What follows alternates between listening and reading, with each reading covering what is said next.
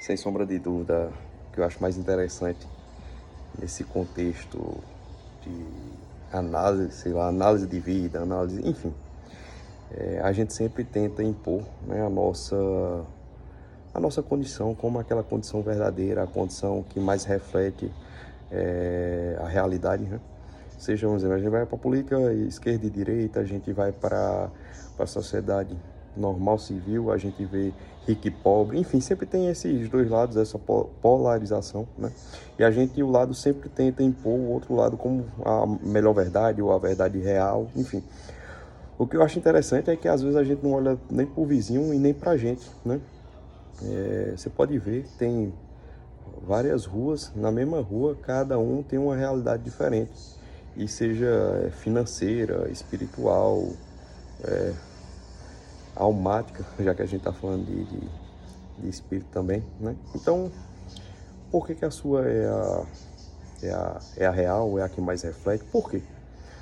E a gente não vê que nossas escolhas levam a acreditar naquilo que a gente propaga, certo? E normalmente é a pergunta que a gente se faz com qualquer tipo de ação, porque você tem que analisar a ação, né? Então, a pergunta que a gente se faz com qualquer tipo de ação, que eu procuro fazer é o seguinte: isso é uma realidade minha, né? E sobretudo, é um pensamento meu, ou é um pensamento do meio em que eu estou relacionado, ou é algo que veio de crença de dentro de casa? Então, por que eu estou falando isso? Porque para você procurar não achar que a tua realidade ou a realidade do vizinho ou aquela realidade que é propagada na mídia é a real, né? Ou é a única, ou é a melhor, como se tem sempre feito isso aí em vários meios, né? Tô dizendo isso porque quando a gente vai vou dar um exemplo aqui, quando a gente vai pro âmbito da igreja, a realidade é uma, né? O que é pregado é é Cristo, enfim.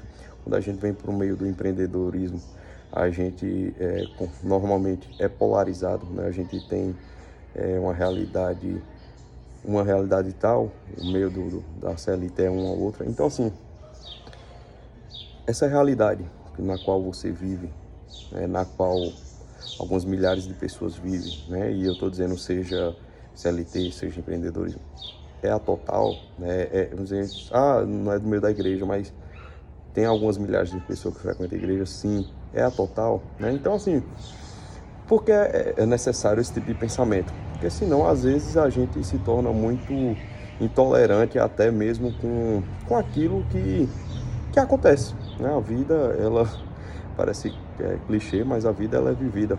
Então, aquilo que acontece é algo que não pode ser negado. Em resumo da história, procure mais